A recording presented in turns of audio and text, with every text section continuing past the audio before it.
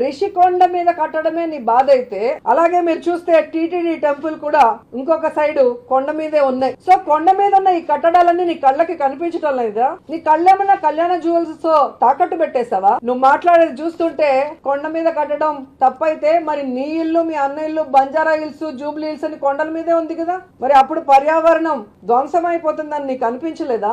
ఏదైనా మాట్లాడితే గయ్యాళుల్లాగా ఒక్కొక్కరు గొంతులేసుకొని మీద పడిపోతూ ఉంటారు వైసీపీ నాయకులు. నా గొంతు లేదనుకుంటున్నారా? నాకు గొంతు తరిస్తే ఆర్గ్యుమెంట్ గొప్పదనుకుంటున్నారా? బిషప్ డెస్మండ్ టుటు చెప్పినట్టుగా don't shout, improve your argument అని అతను చెప్పింది. మీరు అరిచినంత మాత్రాన తప్పు ఒప్పు అయిపోదు.